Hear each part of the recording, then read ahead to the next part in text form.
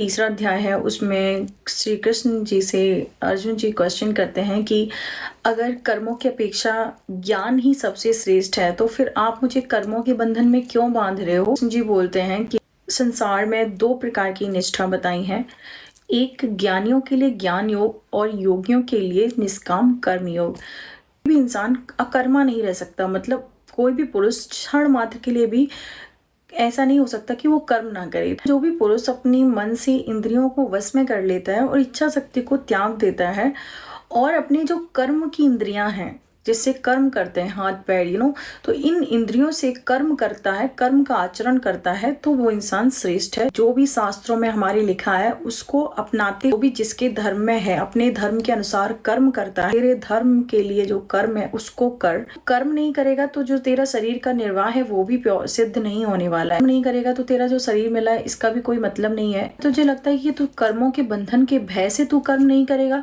तो ये भी करने योग्य नहीं है। विष्णु के लिए जो किया गया कार्य है उसको छोड़ के बाकी जितनी भी कार्य हैं वो सारे मनुष्य को कर्मों से बांधते हैं, ठीक है।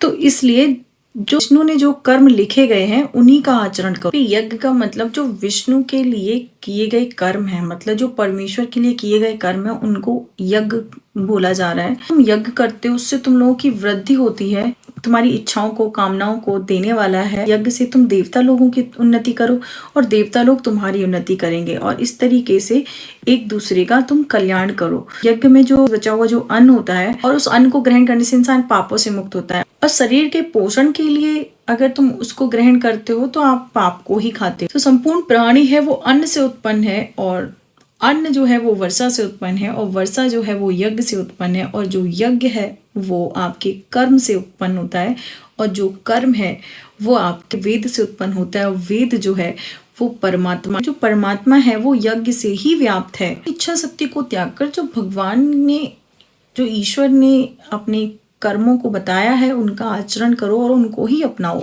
अगर तो शास्त्रों के अनुसार जो कर्म दिए गए वो नहीं करोगे तो तुम्हारा शरीर का होना भी व्यर्थ है। जो इंसान से ही संतुष्टि रखता है, आत्मा में ही हित रखता है, ऐसे इंसान को तो कुछ भी नहीं चाहिए, मतलब उसका तो कोई कर्तव्य नहीं है, लेकिन फिर भी लोगों के हित के लिए कर्म करता है, लोगों के कल्याण के लिए कर्म करता है।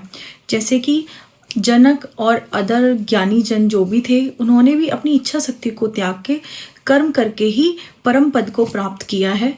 तो उन्होंने क्या किया, अगर उसको भी देखेगा तो भी तो कर्म ना करने के योग्य नहीं है, तब भी तुझे कर्म